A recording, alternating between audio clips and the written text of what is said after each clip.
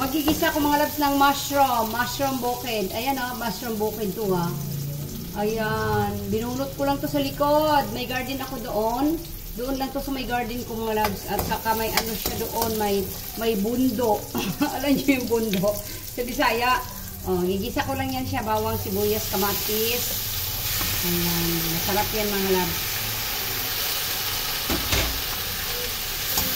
Ayan, maluluto lang yan sa sarili niyang ang tawag dito, sarili niyang katas. Hindi tayo magtutubig dyan ha. Gisa lang yan. Okay. Maglalagay lang tayo ng konting salt. Ayan. Hindi na tayo maglalagay dyan ng magic sarap or whatever ha. Kasi ano na yan, manamis-namis na kasi ang mushroom na yan. Naglagay lang tayo ng pamintang durog. See, ganyan lang yan mga labs. Halo-halokin lang natin. Mabilis lang ito maluto eh. Masarap to, promise.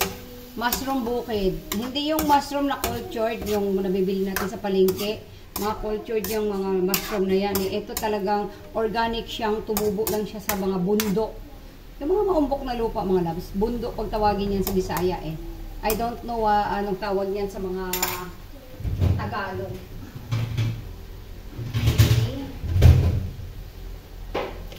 Takpan ko muna yan siya mga labs ha, para mabilis siyang maluto. Ayan na siya mga labs oh. Tinanggalan ko ng takip kasi lumabas na yung natural niya na na tubig. Ayan, tinanggalan ko siya ng takip kaya patutuyuin natin siya ng konti. Hayaan muna natin siyang matuyo, ha? Mag-reduce yung kanyang sauce. Ayan, nakita niyo mga loves, di ba ang dami niyang tubig? Oo, natural na tubig niya lang yan mga loves. Oo, hayaan ko lang muna siya ha, patuyuin ko muna siya. Gusto ko yung konti na lang yung tubig, mag-reduce yung tubig niya. Okay, ayan na mga loves, done na. Luto na ito mga loves, ayan na. Nag-reduce na yung tubig niya. Kaunti na lang, kaya goods na yan. Ayan ang ating ginisang mushroom bukid mga loves. Okay, masarap yan, masarap, masarap. Thank you.